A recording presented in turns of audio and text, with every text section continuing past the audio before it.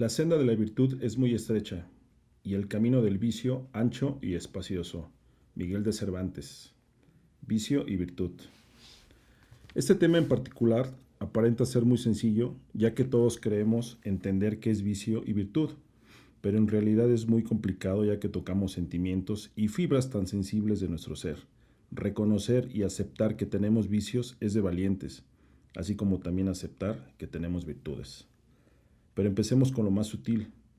En primer lugar, la palabra vicio proviene del latín vitium, que lo define como una excesiva afición a algo, especialmente si es perjudicial, como una mala costumbre, el hábito de obrar mal, y como una cosa a la que es fácil aficionarse. Por supuesto, el significado social que se le ha dado a la palabra vicio se ha ido ampliando para incluir muchas otras acepciones, como la mala condición del alma de las personas para inclinarse a abusar de determinadas cosas. Es el acto de ejecutar una acción, frecuentemente o en demasía. Es la afición por determinadas costumbres que incitan a excederse en el goce de los deleites. Es el gusto o la manía que provoca excesivo apego hacia las cosas que perjudican a la salud. Es la libertad ilimitada para adoptar las tendenciosas o malas costumbres. Es la tendencia que incita a procurar cualquier perjuicio en contra de nuestros semejantes. Es el acto de consumar alguna acción con perversidad. Es el estado inconsciente que convierte al hombre en un ente despreciable. Es también la degeneración producida por el uso excesivo de placeres nebulosos. Por otra parte, vicio es también lo opuesto a la virtud y filosóficamente cada uno de nosotros es un ser imperfecto. El hombre, en su imperfección y utilizando las herramientas de libre albedrío, tiene la alternativa de elegir entre el bien y el mal, entre virtudes y vicios. Por tal motivo, el vicio es un mal que debemos combatir en nosotros mismos y en los demás, y en consecuencia, es muy justo conocer en detalle cuáles son esos sentimientos que emanan de nuestra conciencia, para procurar huir de las malas tentaciones, de las perversas costumbres y de los hábitos que pervierten todo instinto de moralidad en el hombre para poder apartarse del camino, que de una manera directa conduce a la humanidad hacia los vicios. Sin embargo, todos tenemos la sana convicción de que es mucho más fácil hacer siempre el bien que buscar disculpas o concertar combinaciones para ocultar o remediar algún mal que hayamos hecho, sabiendo que con ello nos perjudicamos únicamente nosotros mismos. También hemos visto con profunda pena que hay individuos que se aprovechan de la ignorancia o de la falta de preparación de determinadas personas para inculcarles el hábito de los vicios, la mayoría de ellos vergonzosos y humillantes, que llegan hasta la depravación del sentido común, causando la ruina de las familias, la corrupción de la sociedad y la decadencia de los pueblos, mismos que por razón natural se degeneran hasta llegar a una completa disolución, con perjuicio del bienestar a que tiene el derecho la colectividad humana. Los vicios desvirtúan el sentido de nuestra vida al restarle la atención a las cosas realmente importantes y desviar toda nuestra concentración hacia ellos. Los vicios son pérdida valiosa de tiempo, esfuerzo, energía, salud, dinero y destruyen nuestra imagen y autoestima. Nos alejan de nuestros propósitos y dependiendo del nivel de nuestra dependencia pueden llegar a destruirnos. Todas las mañanas recuerda repasar esto. Hoy tropezaré con al menos un fisgón, con un ingrato, con un provocativo, con un doloso, con un envidioso y con un intratable. Pero yo sé bien que la causa de todos estos vicios es porque esas personas ignoran el bien y el mal. Esto es de Marco Aurelio. Para aprender a cómo superar los vicios se requiere de todo el acopio de nuestra voluntad e intención. Entender el daño que estos malos hábitos nos causan nos ayudan a motivarnos para superarlos. Pues una vez que hemos emprendido el camino hacia la libertad de dejar de depender, debemos mantenernos firmes en nuestros propósitos. Ahora les pregunto, ¿es posible superar un vicio? Desde luego que es posible, solo tenemos que decidirlo y empezar a buscar la mejor manera. El vicio nos sumerge en mundos oscuros, de los cuales es difícil salir. Eso limita nuestra voluntad haciéndonos esclavos, pues dependemos de ellos para sentirnos bien, pero a pesar de esto, mientras más nos adentramos en ellos, más difícil los podemos dejar. Ocupa tu mente, elévala y estarás lejos de los vicios. Una mente ociosa siempre es presa fácil de los vicios y adicciones. Las mentes ocupadas, que tienen claros sus objetivos y se concentran en ellos, difícilmente se alejan de sus propósitos e incluso si llegaran a desviarse del camino, será más fácilmente recuperable. Las actividades productivas elevan la mente y el espíritu y le alejan de las oportunidades de adentrarse en el mundo de los vicios.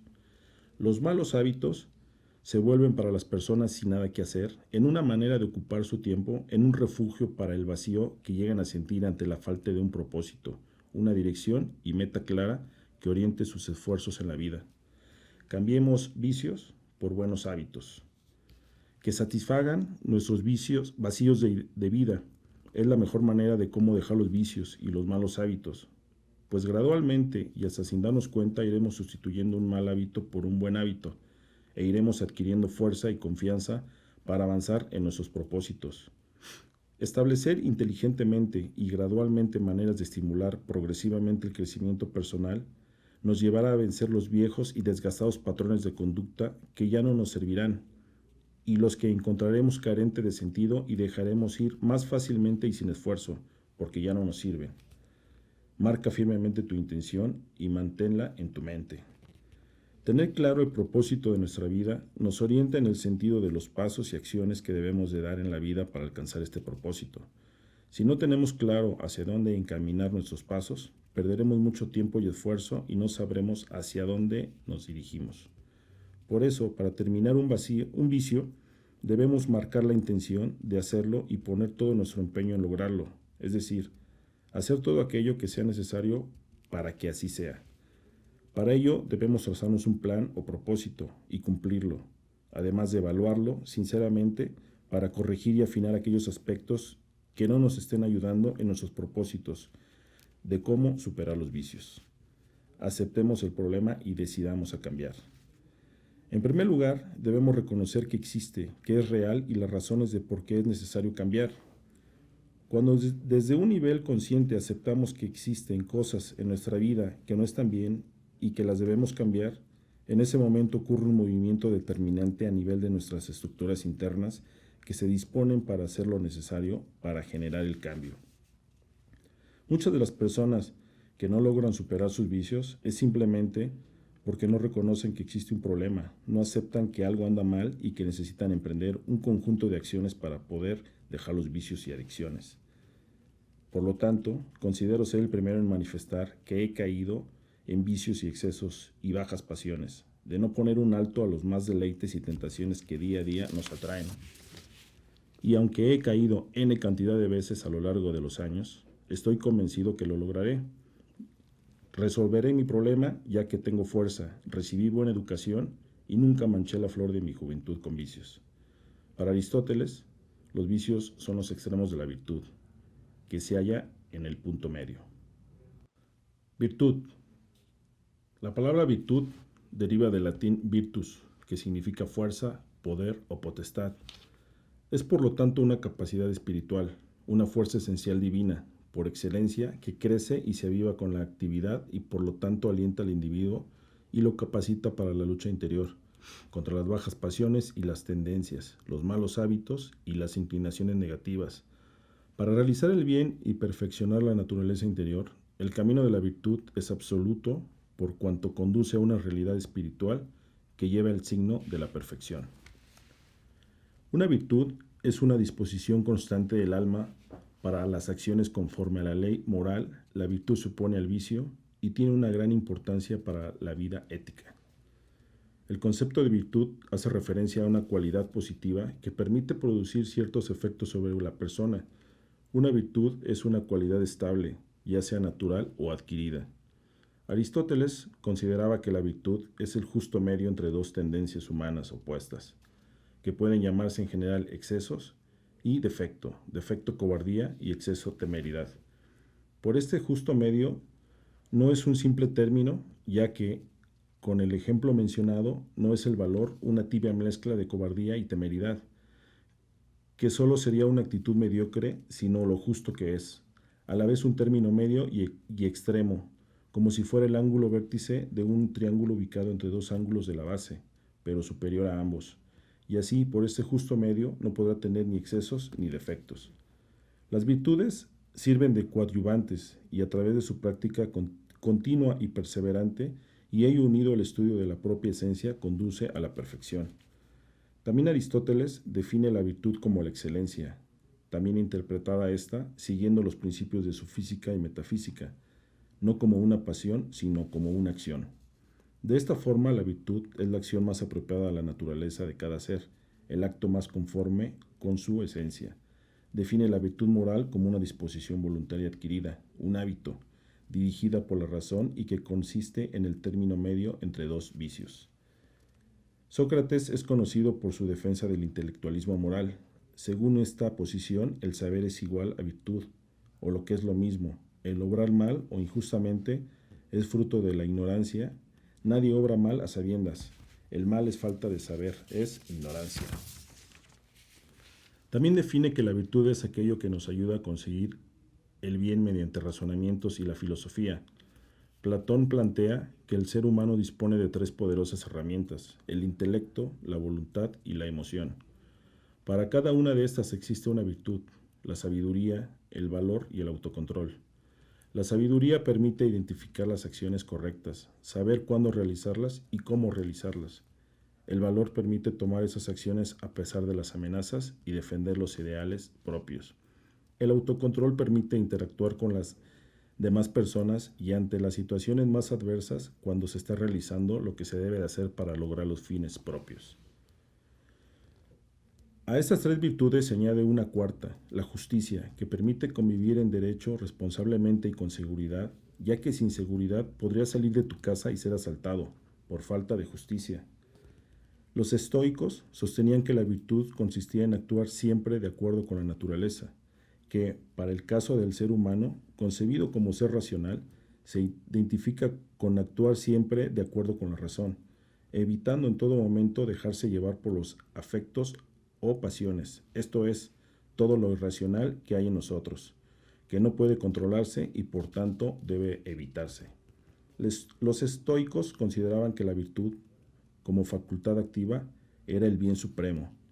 El mundo griego daba una gran importancia a la virtud, que veía como la excelencia o la plenitud que puede alcanzar una realidad, y de modo especial el hombre.